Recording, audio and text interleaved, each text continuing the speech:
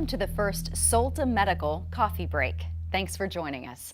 Today we'll be discussing the importance of integrating Facebook, the world's top social media site, into your practice's marketing approach. How to get started, how to utilize your site, how to advertise on Facebook, and other considerations. Now, joining us to discuss are Medical Consulting Group Managing Principal Joel Nunley and Medical Consulting Group Director of Technology Services Brendan Gallagher. Medical Consulting Group has been a leader in elective medical marketing for 20 years. Okay, so let's start with the basics. Why should I use Facebook to promote my practice? As an advertiser, you have to be on Facebook. Why? There's 350 million members worldwide, including 85 million Americans. 50% log on every single day, and they spend an average of 55 minutes. When you're building an aesthetic practice, that 35 to 55-year-old demo is critical. And guess what? That's the fastest growing group. It grew by 276% in 2009. You need to be there and you need to have a presence. There are over 700,000 businesses that have a Facebook page. And typically, a Facebook user becomes a fan of 2 pages per month. As an aesthetic provider, you want fans, and you're not going to have fans unless you're on Facebook. Having a business presence on Facebook helps search engines such as Google and Yahoo locate your website. We found that 70% of aesthetic patients visit the practice website before making an appointment. Having a link to and from Facebook is an important part of a digital strategy. So wow, Facebook is an important tool for connecting with my patients. But how do I get started? Well, the first step is you have to set up an account. And we highly recommend for medical practice that you set up a business account versus a personal account. The other thing that's really nice is it's free. Yes, it's free of charge. So why wouldn't you do that? We recommend setting up a Facebook business page that allows your clients to become fans. Unlike personal pages or groups, these pages are indexed by search engines and can help your optimization. A business page's updates will be visible in the feeds of fans that regularly visit your page or leave comments on your post. So a simple status update automatically reaches your most involved customers. Business pages can also be promoted with social ads and are best for building long-term relationships with your customers. What type of content should I consider posting, and how often do I need to update?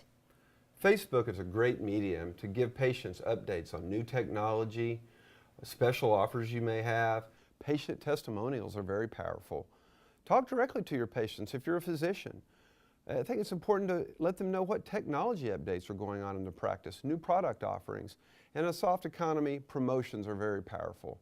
But make sure that you stay in front of your customers on a regular basis. We recommend posting once, maybe twice a week, but make sure what you're posting is relevant and consistent, and make sure there's something in it for the patients. If you follow those general guidelines, I think you'll have a lot of fans and you'll get very, very good results from Facebook. If your practice has video, especially short videos of the doctor or your practice, it can add a touch of personalization. It also provides a great way for your customers to provide testimonials that can be posted on Facebook. Well, I understand that Facebook is a great way for me to communicate with my fans, people who already know me. But is there a way for me to communicate with Facebook users who haven't become fans yet? That's a great question, and the answer is yes. With Facebook, we can place highly targeted ads. We can focus on patients by age, gender, location, their education level, language, and their personal interests.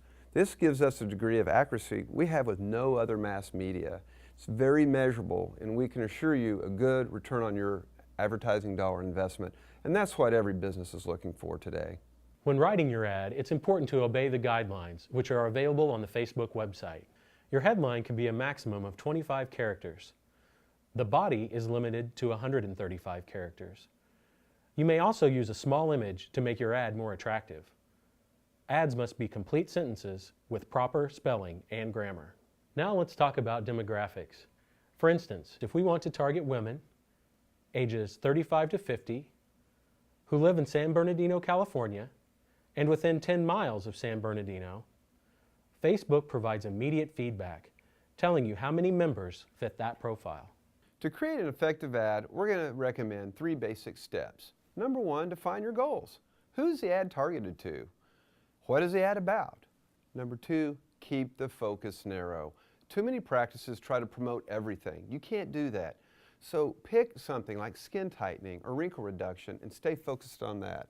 And number 3, offer value. In this challenging economy, patients are looking for a good deal. You need to offer them a good deal. Give them a reason to come to your practice.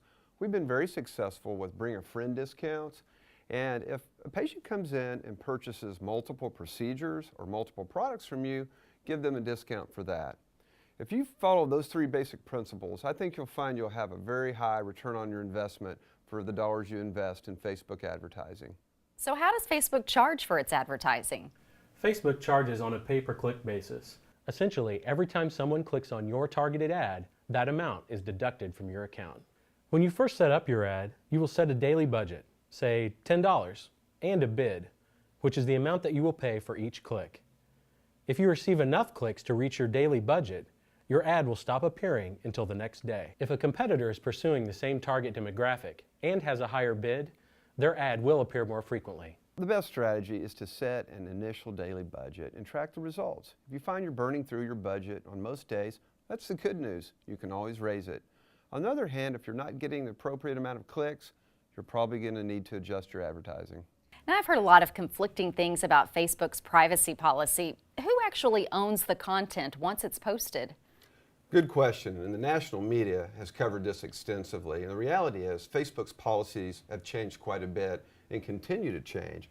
Facebook clearly states that you, the user, are the copyright owner of all the content you post.